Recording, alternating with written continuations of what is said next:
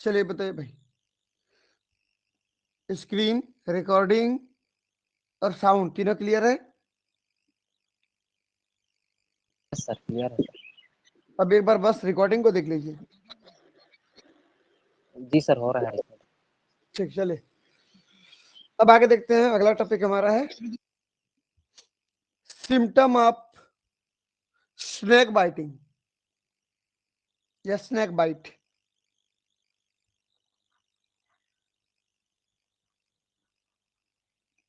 Symptoms of snake bite, सांप के काटने पर क्या क्या होता है?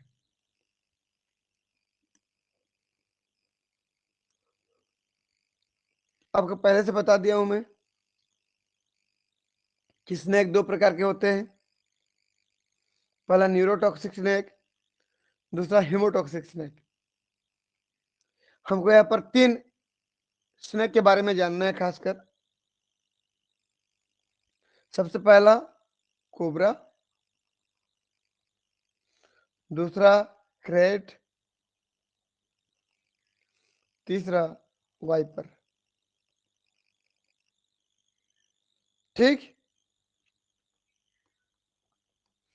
आपको पता है कि ये दोनों स्नेक कैसे हैं?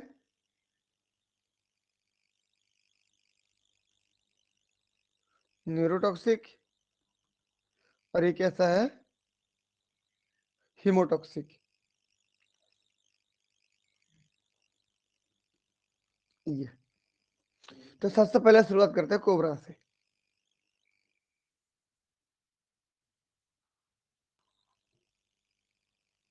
कोबरा से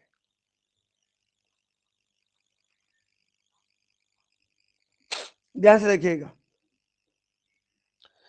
एक साइंटिस्ट थे, Indian scientist, professor K N Bahal. ठीक, प्रोफेसर के एन बहल।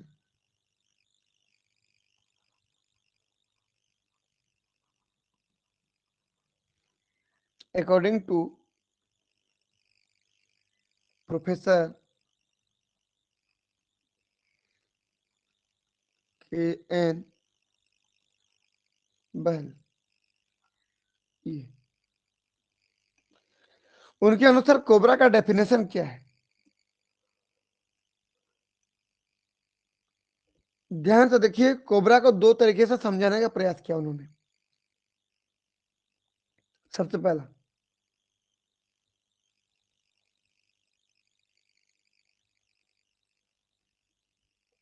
ये कोबरा, कोबरा में जो टर्म है CO,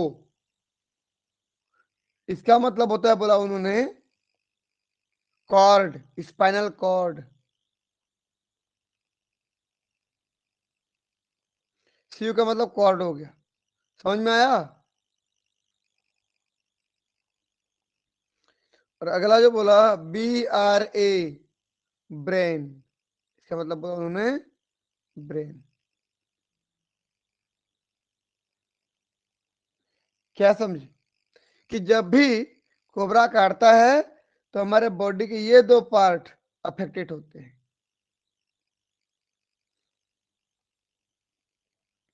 समझ रहे हो ना?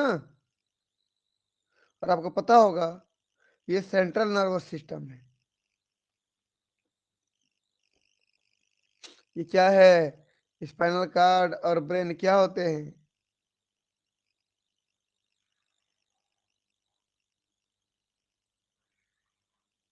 हमारा सेंट्रल नर्वस सिस्टम, केंद्रीय तंत्रिका तंत्र बोलते हो ना।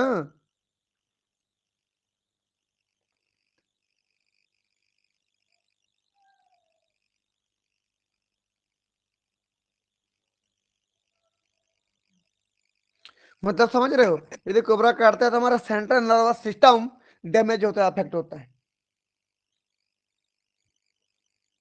समझ में आया? पहला डेफिनेशन था इनका।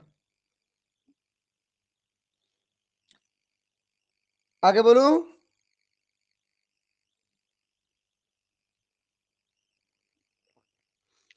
आगे बढ़ो क्या? जी सर।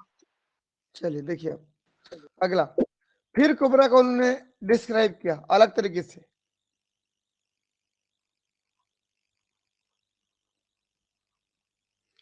उन्होंने अब पहले के 3 अक्षर को लिया COB, फिर लास्ट के 2 अक्षर को लिया। पहले में क्या किया था, पहले के 2 अक्षर को, लास्ट के 3 अक्षर को। अब पहले के 3 अक्षर, लास्ट के 2 अक्षर को लिया। पहले 3 अक्षर का मतलब क्या बोला, देखिए ध्यान से। इसका मतलब होता है coagulation of blood.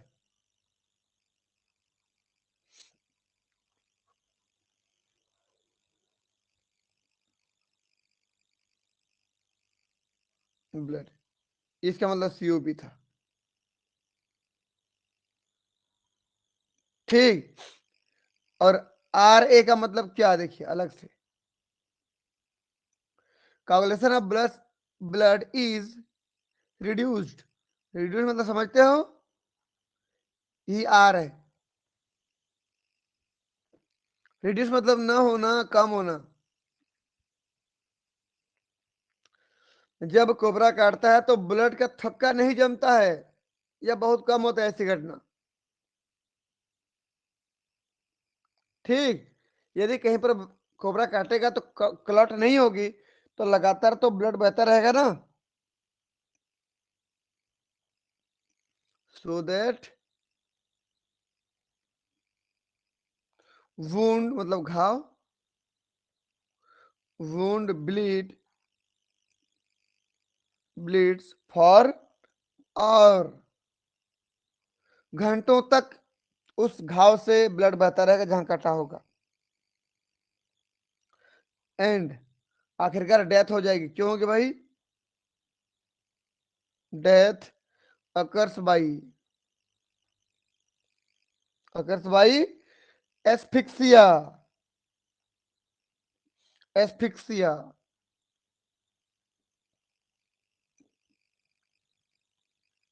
Asphyxia. Asphyxia मतलब समझते हो,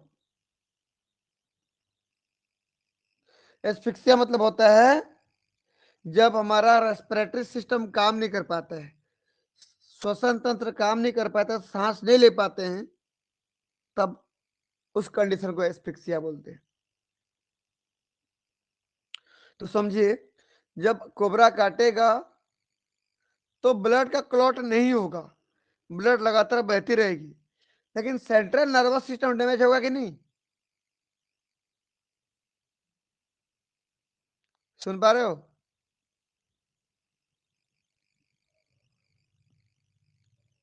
सेंट्रल नर्वस सिस्टम डैमेज होगा कि नहीं होगा, सुन पा रहे हो कि नहीं। यस सर, होगा सर। यदि सेंट्रल नर्वस सिस्टम डैमेज होगा तो सेंट्रल नर्वस सिस्टम के पास रेस्पिरेटरी सेंटर पाई जाती है, जो कि पूरे लंग्स को कंट्रोल करता है। अगर सेंट्रल नर्वस सिस्टम काम नहीं करेगा, ऐसे होता है ना, देखिए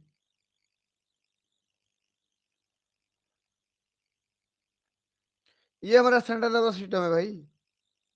इधर देखो तो ये ब्रेन, ये स्पाइनल कॉर्ड, यहाँ पर देखो तो क्या है ये लंग्स, समझ रहे हो ना, ये लंग्स। मैं क्या बोला था कि यहाँ पर एक रेस्पिरेटरी सेंटर पाई जाएगी जो कि इसको कंट्रोल करेगा, ऐसे।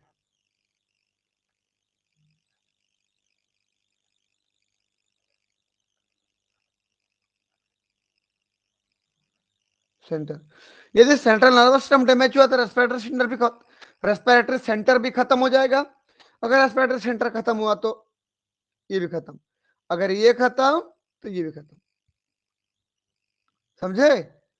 जिससे रिजल्ट क्या होगा, सांस लेने में तकलीफ होगी, ऑक्सीजन ले नहीं पाओगे, और डेथ हो जाएगी, उसको बोलूंगा एस्फिक्सिया। ठीक, एस्फिक्सिया लिखा हमने as respiratory centre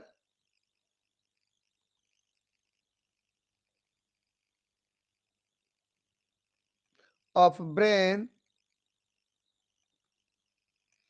are destroy, क्योंकि ब्रेन की रेस्पिरेटरी सेंटर भी डिस्ट्रॉय हो जाएगी, क्योंकि ब्रेन का हिस्सा है वो, तो रेस्पिरेशन नहीं हो पाएगी, इसके बोलूंगा एस्फिक्सिया। और रेस्पिरेशन नहीं होगी तो बंदा मर ही तो जाएगा। तो कोबरा में पहले कॉब का मतलब कोगुलेशन ऑफ ब्लड, ब्लड, फिर आर का मतलब रिड्यूस्ड ब्लड का क्या रिड्यूस हो गया, क्लॉट होना रिड्यूस हो गया, नहीं हुआ तो बंदा मरा कैसे, रेस्पिरेटरी सेंटर डैमेज हुआ जिसकी वजह से एस्फिक्सिया हो गया, इस वजह से मरा। और जहां पर काटा था क्योंकि ब्लड क्लॉट नहीं हुई थी, लगातार ब्लड वहां पर कुछ घंटों तक बहती रही, इधर रेस्पिरेटरी सेंटर डैमेज हो गया, लंग्स डैमेज हो गया, काम नहीं कर पाया, रेस्पिरेशन ब्लॉक हो गई, बंदा मर गया। क्लियर है? ये था के एन बहल के अनुसार कोबरा का डेफिनेशन।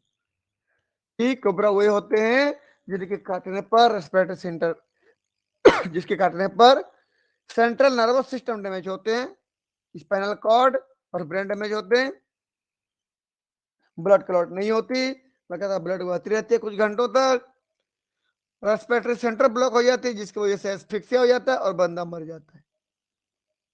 ठीक, चलिए भाई, ये कोबरा के काटने के कुछ कुछ समय बाद ये सब सिम्टम दिखना शुरू हो जाता है। मैं लिख रहा हूं, symptom start to show from कहां से,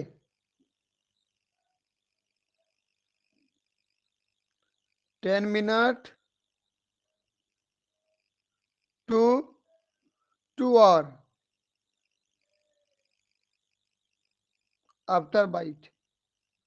जैसे सांप काटा, काटने के 10 मिनट से लेकर के 2 घंटे के अंदर दिख जाएगी भाई ये घटनाएं, उसके लक्षण दिखना शुरू हो जाएंगे। क्या क्या लक्षण होंगे आगे बता रहा हूं मैं, समझ में आया?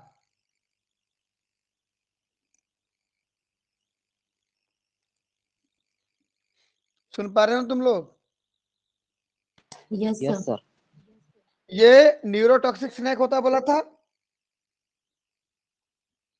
वो भी कैसा न्यूरोटॉक्सिक बोलने पर, पोस्ट सिनेप्टिक न्यूरोटॉक्सिक होता है, पोस्ट सिनेप्टिक न्यूरोटॉक्सिक मतलब क्या समझें, किसको बोलेंगे पोस्ट सिनेप्टिक न्यूरोटॉक्सिक? जब भी कोई नर्व होता है ना, देखिए ये न्यूरॉन है,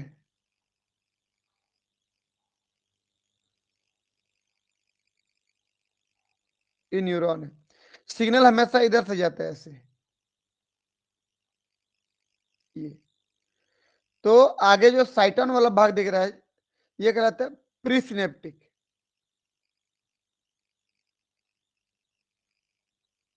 एक मिनट रुको, ऐसे समझ नहीं पाओगे तुम लोग, मैं एक अलग डायग्राम बना दे रहा हूं।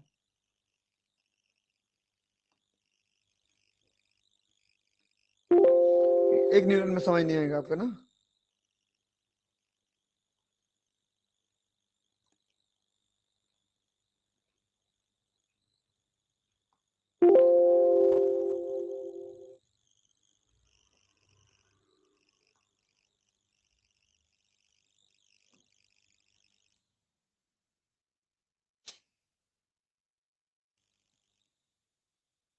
देखो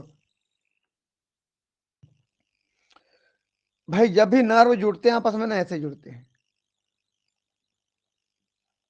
एक नर्व हो गया, एक नर्व हो गया, अगला नर्व ये हो गया, ऐसे जुड़ गया ना आपस में, फिर अगला फिर जुड़ेगा पीछे नीचे की ओर, ये तो ये हिस्सा कहलाता है सिनेप्सिस। इतना क्या कहलाता है? सिनेप्सिस। तो ये पार्ट कहलाएगा प्रीसिनेप्टिक,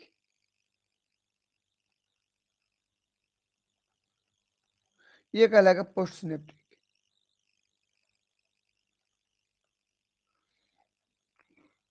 पोस्ट सिनेप्टिक समझ में आया?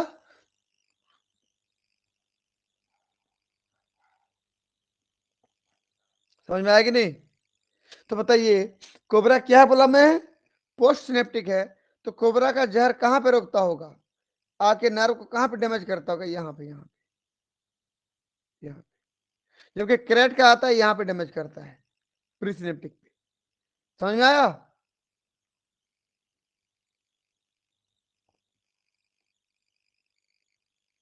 समझे कि नहीं? Yes sir. चलिए, प्री सिनेप्टिक पार्ट पर जब डैमेज होगा तो इसका मतलब कौन डैमेज हुआ? क्योंकि न्यूरोटॉक्सिक है ये, तो सीधी सी बात है कौन डैमेज हुआ बोलने पर, किस पे इफेक्ट पहुंचा बोलने पर, अफेक्ट कौन हुआ बोलने पर, nervous system,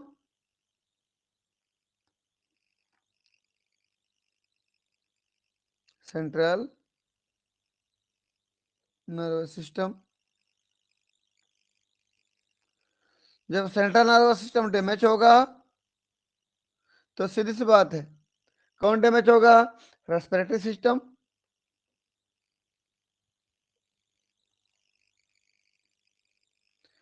central respiratory centre damage होता है ना, तो रेस्पिरेटरी सिस्टम भी डैमेज होगा।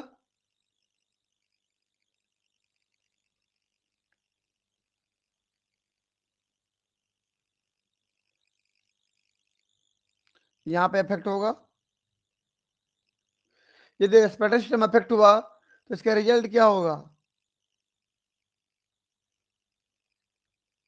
रिजल्ट में होता है पैरालिसिस। क्या होता है? पैरालिसिस। समझते हो कि नर्व काम नहीं कर रहा है, कोई संवेदना नहीं जाएगी आप बॉडी के पार्ट में, एक तो सांस लेने में तकलीफ हो रहा है, कंडीशन कहलाती है पैरालिसिस। भाई नर्वस सिस्टम डैमेज हो गया तो हमारी बॉडी में संवेदनाएं आना जाना खत्म हो जाएगी, रेस्पिरेटरी सिस्टम काम नहीं करेगा, सांस लेने में तकलीफ होगी, इस कंडीशन को बोलूंगा मैं पैरालिसिस। समझ में आया?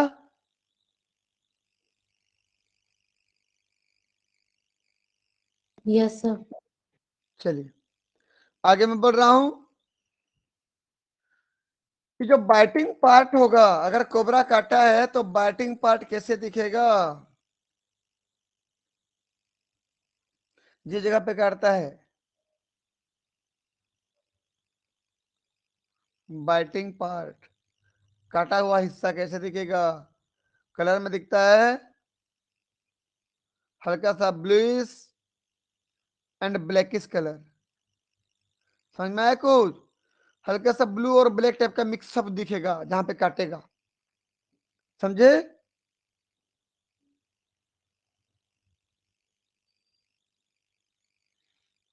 हाँ ना बोलो जल्दी। जहां पे कटता है वो ऐसे दिखता है, सांप जहां काटता है, कोबरा जहां काटता है, कुछ समय बाद ऐसे हो जाएगा। आगे बढ़ो। पर्सन सफर फ्रॉम, किससे किससे गुजरेगा पेशेंट?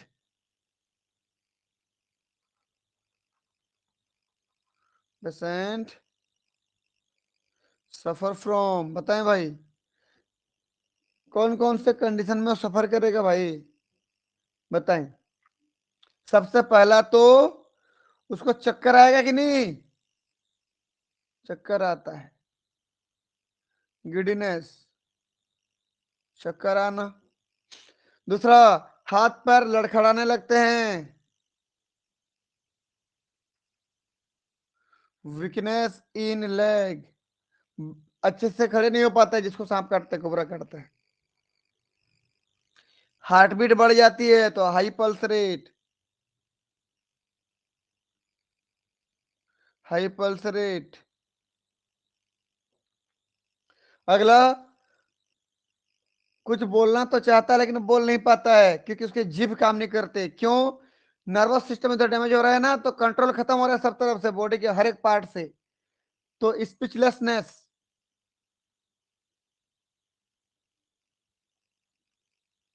समझ रहे हो कि नहीं? अगला, इतना कंट्रोल खो जाता है बॉडी से कि लार भी गिरने लगता है, लार को संभाल नहीं पाते हैं, तो dropping of saliva.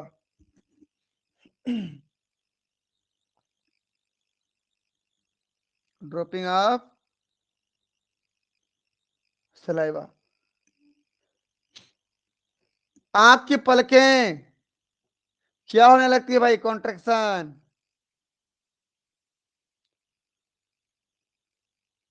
Eyelid contraction, आंख बंद होने लगती है भाई। जैसे बोलते हैं ना, जागते रहना, आंख बंद मत करना बोलते हैं। और आंख के अंदर की जो पुतलियां हैं, प्यूपिल हैं, वो बंद होने लगती है। प्यूपिल कॉन्ट्रैक्शन। उल्टी होने का एहसास होता है, वोमिटिंग।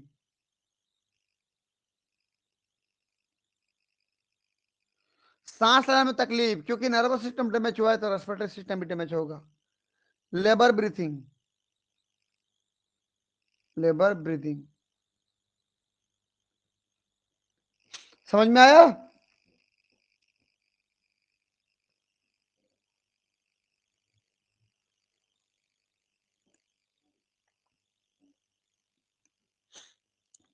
समझ में आया कि नहीं? Yes sir. चलिए, अगर मैं बात करूं, एक बार जब काटता है कितना पॉइजन हमारे बॉडी में छोड़ता है? एक बार जब काटता है हमारे बॉडी में कितना पॉइजन छोड़ता है? बोलने लिख दे रहा हूं, पॉइजन इंजेक्ट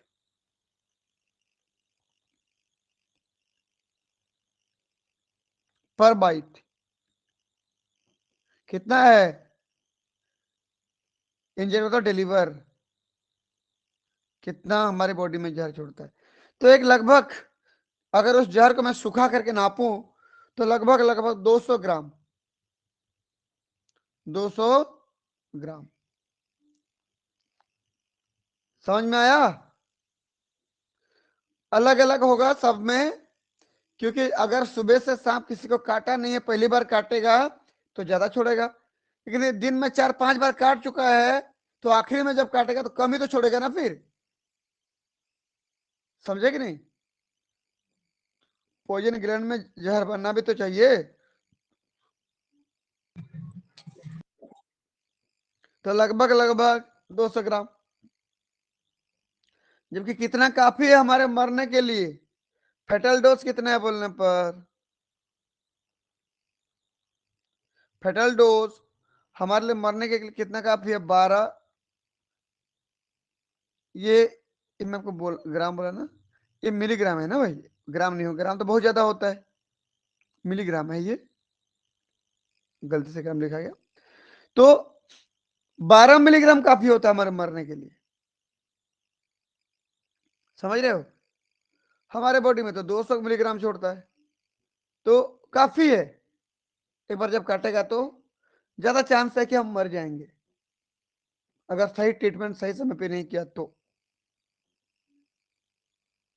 ठीक, अगला, कब मरेंगे जब काटेगा? तो मरने के लिए लगभग थोड़ा समय लग जाता है, 5 से 12 घंटे के अंदर। जब काटा है ना, उसके बाद 5 से लेकर 12 घंटे के अंदर मरेंगे हम। काटे तुरंत नहीं मर जाएंगे, 5 घंटे तो कम से कम जिंदा रहेंगे, तब तक जो भी ट्रीटमेंट करना है कर डालो। तो डेथ कब होगा बोलने पर? 5 to 12 आवर, 5 to 12 आवर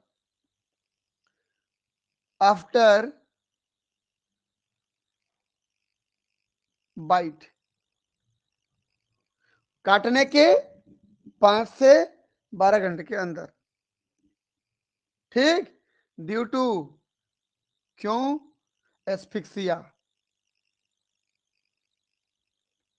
मतलब सांस नहीं आ पाएगा, जा पाएगा ना, ऑक्सीजन नहीं ले पाएंगे, उसकी वजह से मरेंगे।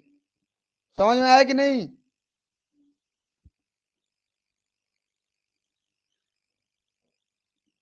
हाँ कि ना बोलो भाई कुछ तो। Yes sir.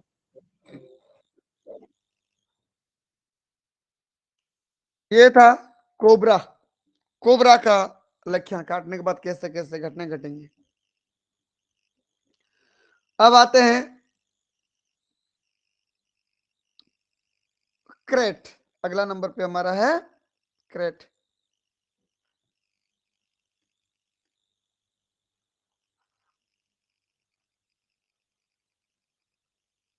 क्रेट याद रखना, क्रेट जो है प्री सिनेप्टिक न्यूरोटॉक्सिक होता है।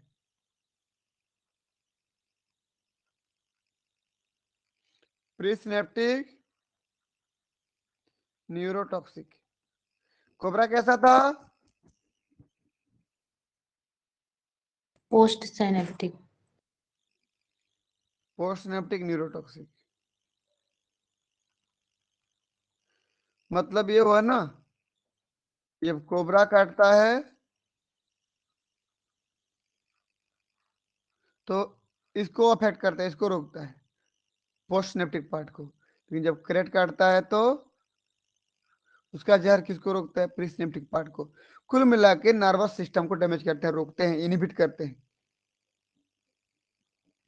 ठीक, क्यों ऐसा करते हैं बोलने पर, क्योंकि आपको पता होगा यहां से केमिकल के रूप में प्री सिनेप्टिक पार्ट से निकलता है केमिकल, और जाके बाइंड होता है अपने रिसेप्टर पे। कहां पे रिसेप्टर पाए थे? कहां पे? पोस्ट सिनेप्टिक पार्ट पर। तब सिग्नल आगे बढ़ता है, यहाँ से केमिकल निकलता है, यहाँ के बाइंड होता है, ऐसे ऐसे। समझ रहे हो ना? तब जाके इधर आगे सिग्नल बढ़ता है धीरे धीरे। तो पहले प्री सिनेप्टिक पार्ट को रोका जाता है कैरेट के द्वारा, और कोबरा के द्वारा पोस्ट सिनेप्टिक पार्ट को रोका जाता है। आगे बात कर रहा हूं मैं क्रेट। देखिए, क्रेट में एक चीज समझ लीजिए आप कि जो पॉइजन है, अगर कोबरा और क्रेट दोनों का पॉइजन लूं, दोनों का पॉइजन लूं, तो ज्यादा खतरनाक क्रेट का होता है। समझ में आया? ज्यादा खतरनाक क्रेट का पॉइजन होता है।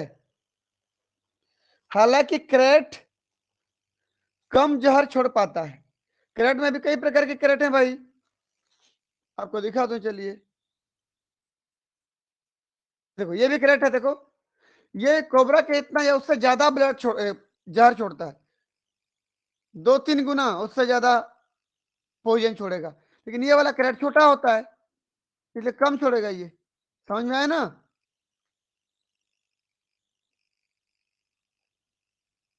सुन पा रहे हो कि नहीं? ये क्रेट छोटा है तो कम जहर छोड़ेगा, ये क्रेट बड़ा है तो ज्यादा जहर छोड़ेगा। ये तो बहुत बड़े बड़े होते हैं भाई। लेकिन कोबरा और क्रेट दोनों का अगर मैं पॉइजन का कंपेयर करूं तो ज्यादा खतरनाक क्रेट का होता है। दोनों का सेम सेम डोज दो अलग अलग पेशेंट में इंजेक्ट करूं तो क्रेट वाला पेशेंट के मरने के चांसेस ज्यादा है। कोबरा वाले को बचा भी सकते हो, क्रेट वाले को बहुत मुश्किल होता है बचाना। समझ रहे हो ना? Yes sir.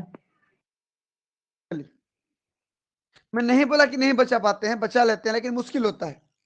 सही समय पर सही ट्रीटमेंट चाहिए होगा। चलिए मैं लिख रहा हूं अब कि क्रेट का जब बाइट होता है कितना इंजेक्ट करता है। देयर बाइट इंजेक्ट या डिलीवर, डिलीवर। अगर बड़े वाले क्रेट की बात करो तो बहुत ज्यादा टॉक्सिन रिलीज करता है। A very large quantity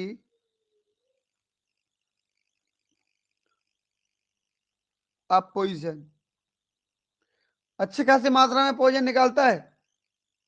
cobra के बारे में कंपेयर हो तो कोबरा से 3 गुना ज्यादा निकलता है बड़ा वाला कैरेट, समझ रहे हो ना।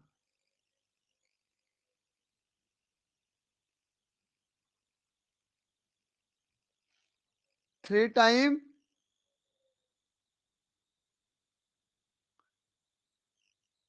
एक मिनट रुके, 3 time more than cobras, cobras की तुलना में 3 गुना ज्यादा ब्लड निकलता, बड़ा वाला कैरेट ना, छोटा वाला कैरेट की बात नहीं कर रहा हूं। और इसका जो पोइजन होता है वो कोबरा से भी हार्मफुल होता है।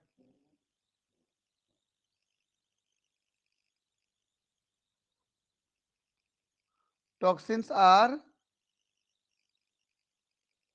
मोर हार्मफुल देन कोबरा, समझ जाओगे।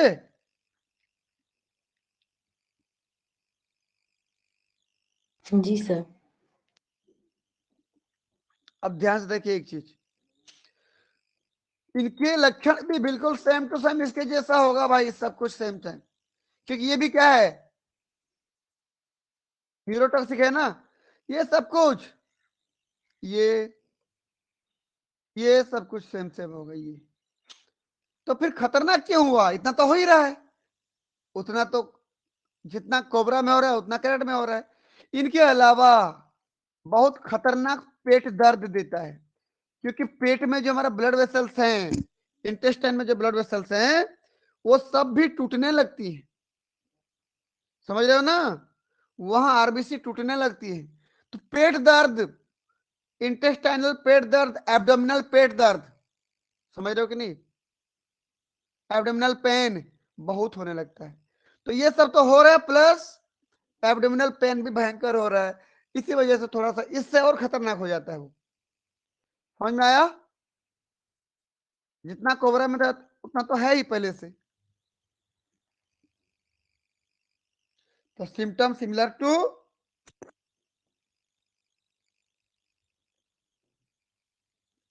सिम्टम्स सिमिलर टू किसके जैसे, कोबरा, बट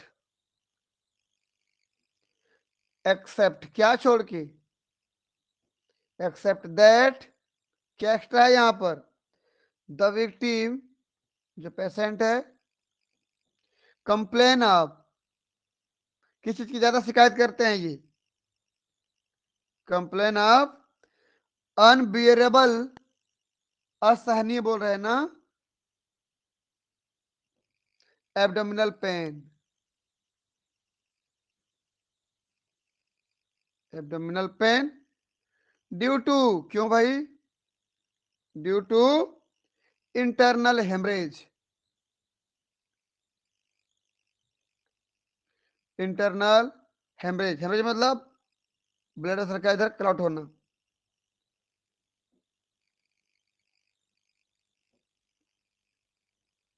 हेमरेज, क्लियर है। तो यहां पर एक्स्ट्रा क्या हुआ भाई, कोबरा के जैसे पैरालिसिस हो रहा है यहां पर, प्लस एक्स्ट्रा क्या हुआ, ब्लड टूटा, ब्लड आरबीसी टूटे तो हीमोलाइसिस हो रहा है यहां पर, एक्स्ट्रा हीमोलाइसिस हुआ कि नहीं,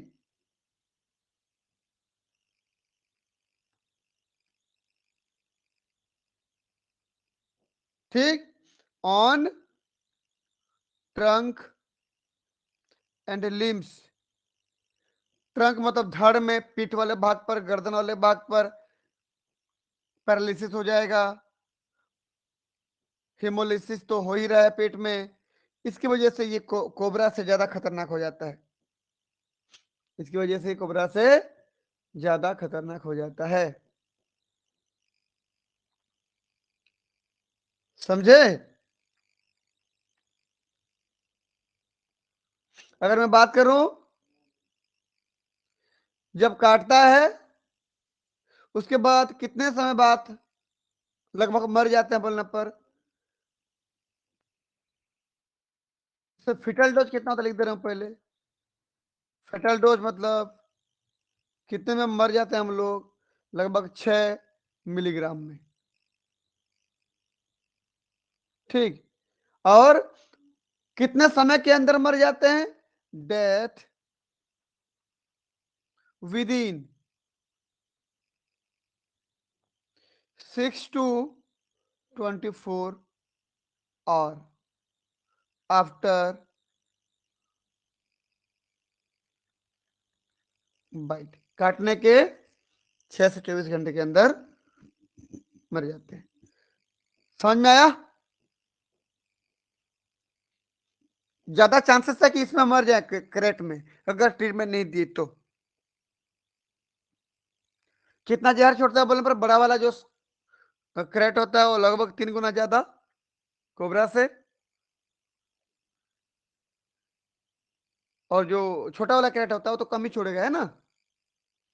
सब बहुत सारे कैरेट है, कैरेट की वैरायटी भी है, तो कैरेट की वैरायटी के आधार पर सब कैरेट का अलग अलग पॉइजन का क्वांटिटी होगा, कितना छोड़ रहे हैं बॉडी में। समझे कि नहीं?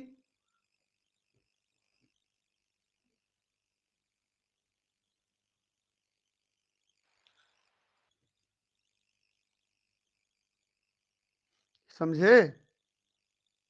हीमोलाइसिस मतलब समझते हो क्या होता है? आरबीसी का टूटना भाई। लिख दूं? Destruction of RBC. आरबीसी जब टूटता है तो उसको बोलते हैं हीमोलाइसिस। आगे बढ़ो क्या? जी सर। चलिए, अगला हमारे पास है, तो ये तो कैरेट था। अगला हमारे पास है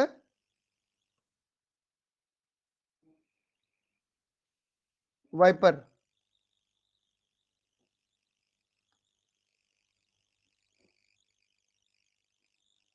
तीसरा नंबर हमारे पास है वाइपर। चलिए थोड़ा सा ऐसे लिखता हूँ, वाइपर। वाइपर क्या होता है बोलने पर, सबसे पहला तो ये हिमोटॉक्सिक स्नेक होता है।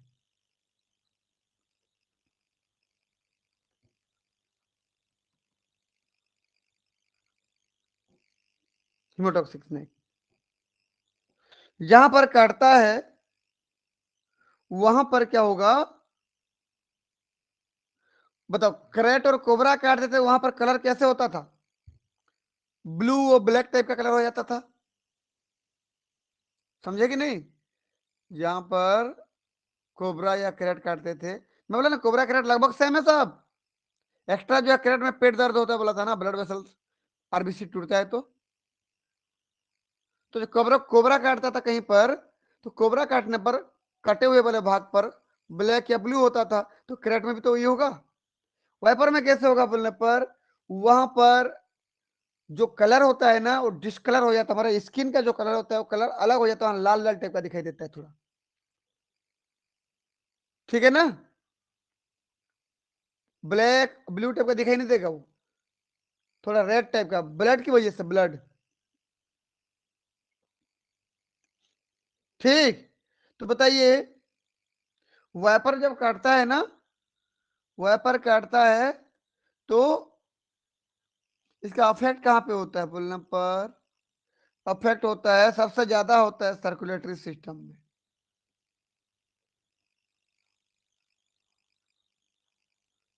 सबसे ज्यादा डैमेज होता है कौन, सर्कुलेटरी सिस्टम। थोड़ा बहुत डैमेज होता है कौन, नर्वस सिस्टम।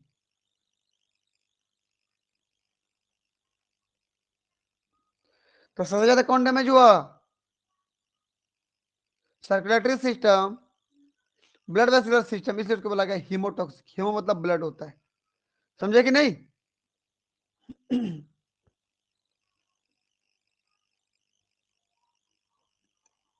चलिए अगला देखिए भाई ध्यान से। मैं बोला जब काटेगा तो सिम्टम्स क्या क्या दिखेंगे?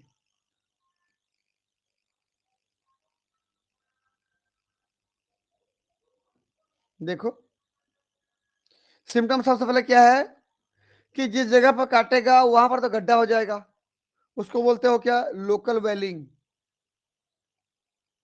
लोकल वेलिंग क्यों बोलना? पर जहां पे काटता है वहां पर गल जाता है, वहां टिश्यू लाइसिस हो जाती है, टूट जाती है, जिसकी वजह से वहां पर लोकल वेलिंग हो जाता है, सामान्य तौर पर गड्ढा हो जाता है। प्लस दूसरा क्या होगा? डिस्कलरेशन। डिस्कलरेशन ऑफ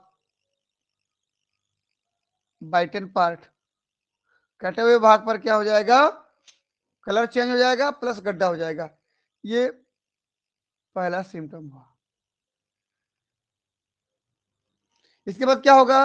उसको ऐसा महसूस होगा कि वहां पर जल रहा है, जैसे एक अंगार को छू देने पर हमारे जहां पर टच होता है अंगार कैसे जल रहा होता है, हमेशा जल रहा हो जैसा महसूस होता है, तो बर्निंग पेन होगा वहां पर,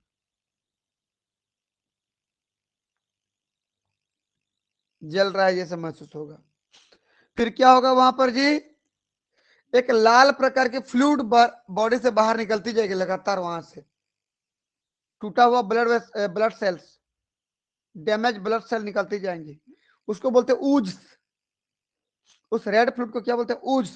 तो उस घाव से जहां से काटा वहां से लगातार जाती जाएगी, क्योंकि उस पार्ट पर जहां पे काटा है, अब समझ लीजिए यह हाथ है, मान लीजिए यह हाथ है, तो यहाँ पर बाइट किया गया सांप, यहाँ पर काटा है सांप ने, तो यहाँ से एक आसपास की टिश्यू भी डैमेज होंगी, आसपास की टिश्यू डैमेज होंगी। देखो ये आसपास की टिश्यू डैमेज होंगी, ये गलेंगी और ब्लड के फॉर्म में, रेड कलर के फॉर्म में बाहर निकलेंगी, यहाँ से लगातार बहती रहेंगी।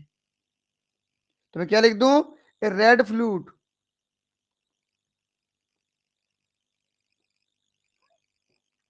इसको क्या बोलते हो? ऊज आउट फ्रॉम वुंड, उस घाव से लगातार एक रेड फ्लूइड निकलती रहती है, जिसका नाम क्या है? ऊज से। ड्यू टू, क्यों निकला भाई? Due to massive massive tissue destruction.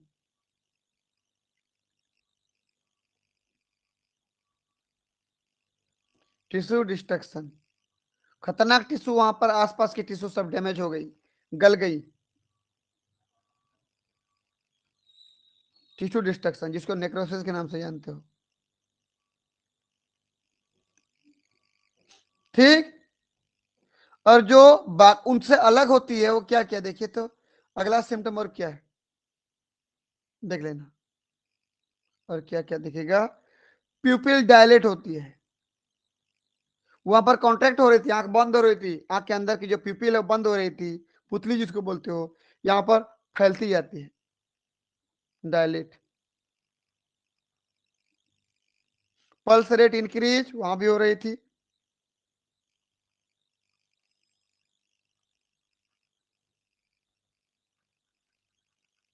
Increase, vomiting होगी, यहाँ भी वहां भी हो रही थी, उल्टी होगी, बंदा अपना कॉन्शियसनेस खो देगा, मतलब सोचने समझने की क्षमता खो देगा।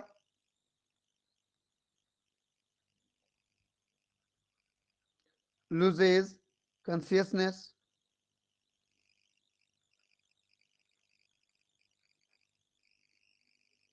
डेथ हो जाएगी, बताओ क्यों बोलना पर? पैरालिसिस और ब्लीडिंग की वजह से। Nervous system damage, nervous system damage हो रहा है ना इधर देखो, इसकी वजह से क्या होगा?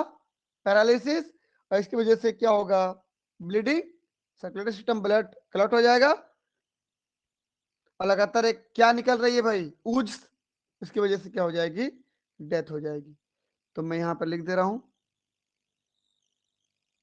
किसी कोने में लिख दे रहा हूं, डेथ ड्यू टू, यहां पर लिख दे रहा हूं, यहां पर डेथ ड्यू टू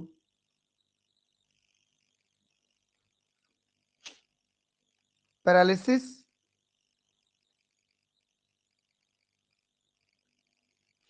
ऑफ कौन सा नर्व, यहाँ पर कौन सा नर्व डैमेज होगा बोलने पर हल्का फुल्का नर्व डैमेज होता है, vasomotor centre, vasomotor centre.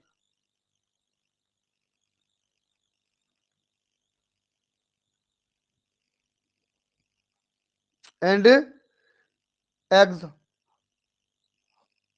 exhaustion from bleeding, exhaustion from bleeding। ठीक, जो ब्लड टूट रहा है, टिश्यू डैमेज होकर निकल रहा है, अंदर ब्लड क्लॉट हो जा रही है, इधर पैरालिसिस हो गई है, इन सब की वजह से क्या हो जाएगी, पेशेंट की डेथ हो जाएगी। अगर इसका मैं फेटल डोज लिखूं 15 मिलीग्राम है,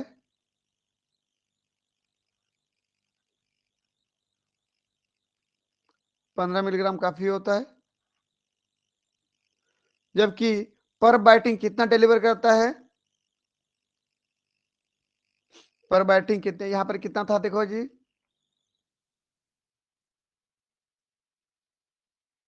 यहाँ पर तो 3 गुना था उससे, यहाँ पर कोबरा में देखो, ये कोबरा में कितना था पर बाइट में, लगभग 200 मिलीग्राम पॉइजन इंजेक्ट पर बाइट, पॉइजन इंजेक्ट पर बाइट।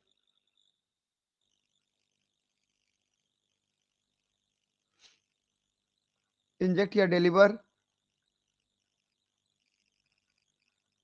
पर बाइट कितना बोलने पर, लगभग लगभग 150 मिलीग्राम, 150 मिलीग्राम। दिख रहा है क्या आपको जो लिख रहा हूं?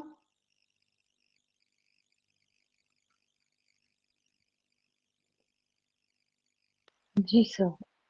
ठीक, तो ये लगभग लगभग 150 मिलीग्राम, ये सूखा भार होता है, जो पॉइजन लिक्विड फॉर्म में छोड़ेगा, उस लिक्विड को सुखाओगे ना आप, तो ये 150 मिलीग्राम उसमें से जहर निकलेगा सूखा वाला, बाकी तो वाटर होगा, उड़ जाएगा सब, वाटर तो भाप बन के निकल जाएगा ना लिक्विड में, जो सूखा भार बचेगा यही 150 मिलीग्राम रहेगा। तो ये था वाइपर का सिम्टम्स। हम लोग नेक्स्ट क्लास में पढ़ेंगे कि जब किसी को सांप काट देता है तो उसके लिए उपचार क्या है, समझ रहे हो ना? तो अगला हमारा हेडिंग होगा एंटी विनम, एंटी विनम। उस जहर को काटने के लिए क्या बनाएंगे, सांप ने काट दिया, हमारे बॉडी में जहर आ गया, उसको कैसे रोकेंगे, तो एंटी वेनम की तरह रोकेंगे, एंटी वेनम या एंटी वेनिन बोलते हैं,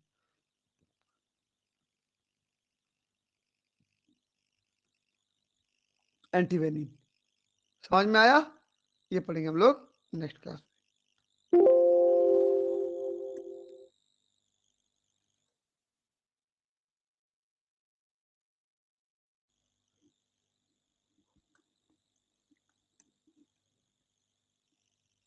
चलिए भाई, मिलते हैं नेक्स्ट क्लास में, तब तक के लिए बहुत बहुत धन्यवाद आप लोगों का।